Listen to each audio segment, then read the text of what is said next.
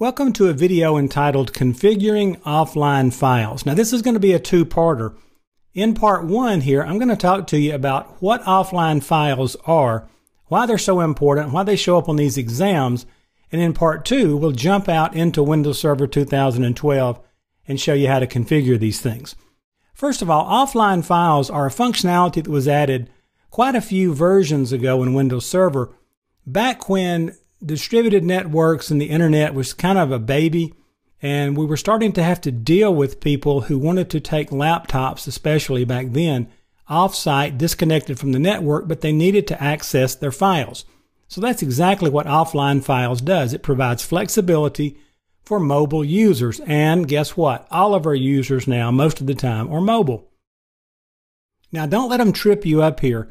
This functionality has two different names for the exact same thing. If you're talking about it on the client side, it's called offline files. On the server side, this functionality is called client-side caching, or CSC. They're both the same thing. Now, how client-side caching works is this. A copy of shared data on the server can be set so that when the client accesses it, that a copy of it is cached or stored on the client computer. Then, when the client's not connected to the network, they can access that data, they can modify it, they can do whatever they want to with it without ever even noticing that they're not connected to the server. Then, when they reestablish connection to the server, those changes are synchronized and everybody's happy. Now, how do you make all this work? Well, to make client-side caching work, it's going to require some configuration on the server and on the client. Now keep in mind, different client-side operating systems have different synchronization options, but for the most part in the client side, you can just kind of go in, check one box, and it happens, and then past that you can drill in and make all kind of changes. Now there's one thing real interesting you need to watch for this on the exam. This whole prospect of client-side caching and offline files often gets coupled up with another technology called folder redirection.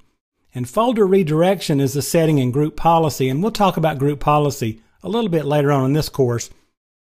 But what we're going to do here with folder redirection is to redirect the end user's My Documents or documents, depending on what operating system they're running on the client side.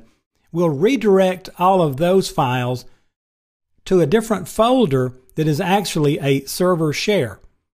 And then we'll ensure that all the data in that user's My Documents or documents then is set for client-side caching so that it gets synchronized to the server for backup.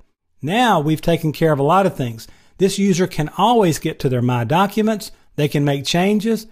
It's in the background. They don't even know it's happening. When they connect back to the server, their changes are synced back up, and all of their My Documents gets backed up at night with their automatic backup plans on the server side. It's a great, great configuration idea. So that's kind of the lowdown on configuring offline files. And in part two, like I said, we'll jump out into Windows Server 2012 and show you where to configure this.